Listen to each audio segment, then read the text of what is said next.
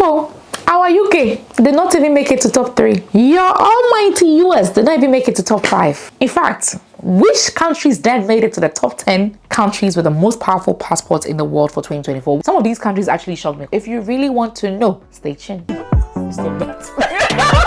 So hi guys, welcome once again to my channel. On this channel I talk about nursing, I talk about migration, I talk about opportunities for people to relocate abroad and life in the UK as an immigrant in general. By the way, my name is Anel Griselda if you're seeing me for the first time. So first of all, before I go into the top 10 countries with the most powerful passports in the world, let me briefly explain what determines how powerful a country's passport is. Okay, so let me say income is a huge determinant of how powerful a country's passport is. You know that usually to measure a country's economy or to measure how rich a country is, they use what we call the GDP or the gross domestic product per capita. So usually this is what determines how powerful a country's passport is. So when they look at the World Bank data, countries that have a higher GDP or countries that are doing well economically are often giving visa-free opportunities to other countries. And this is why. Let's say the UK, knowing that the US has a higher GDP per capita based on the World Bank records, the UK is going to say that, oh, then that means people from the US, when they come to the UK, they are not going to be seeking asylum and become a burden on the UK government and be looking to claim benefits and all of that. So they can just come in without any visa, right? Because they are rich in their country, they don't need our money, you know. So that is how they reason. And then they also know that, oh,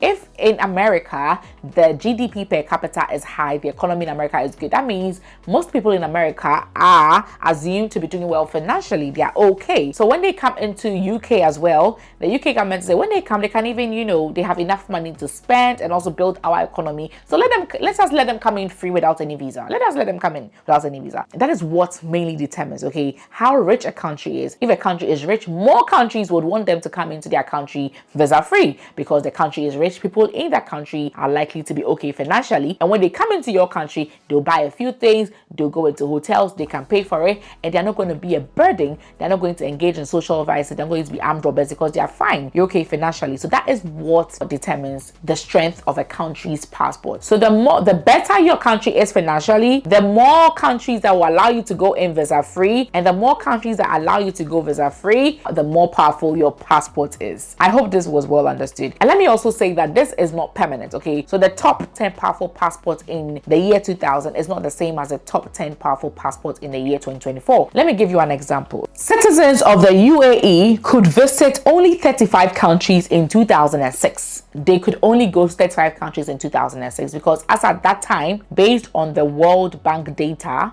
their GDP was not that high. However, now, as of 2024, people with the UAE passport can visit up to 175 countries without applying for a visa. Let's look at another example. Bolivia, on the other hand, has lost 4 visa-free destinations because their GDP dropped. So some countries removed them from the list of countries that could visit those countries visa-free. Okay. So owing to the economic concerns about visa overstay, the USA removed Argentina and Uruguay from its visa waiver programs in the early 2000s. So initially Argentina and Uruguay could visit the US visa free, but the US realized that these people were now coming, you know, they were overstaying, they were becoming dependent on the US government. So that means that their economy was going down, so they removed them. Okay, so it is not stagnant, it keeps changing. Another interesting example is that between America and Brazil. I read somewhere that, if I find it, I'll leave it on the screen, that America took Brazil off their visa waiver program, okay, years back, and out of anger, Brazil also took them out of their visa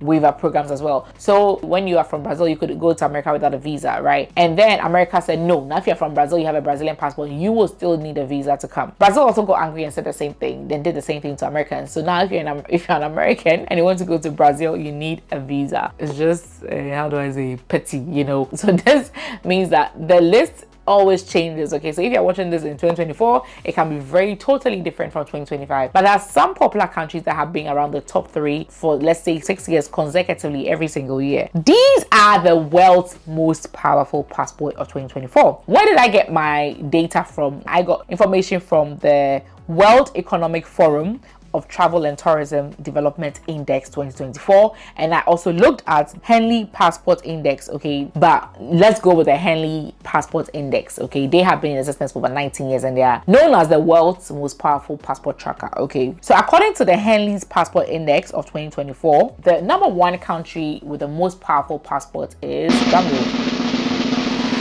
Singapore. So apparently, if you have, is it a Singaporean? I don't know if that's right. If you have a Singapore passport, you can visit 195 countries without a visa. Somebody give me a Singapore passport, please.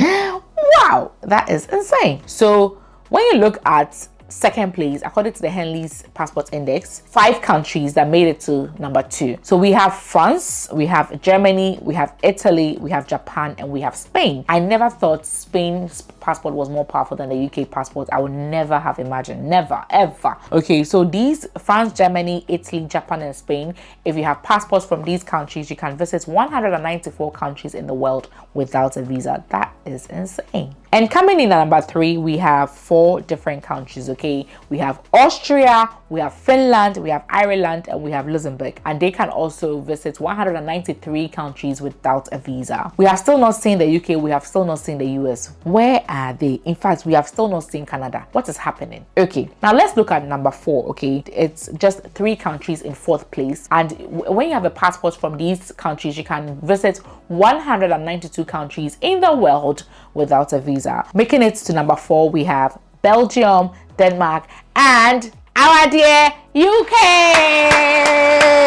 So if I decide to get my British passport, I will be able to visit 192 countries in the world without a visa. Oh God, I can't wait. Yes, my people. So UK made it to 4th place. But look at all these countries that came before the UK.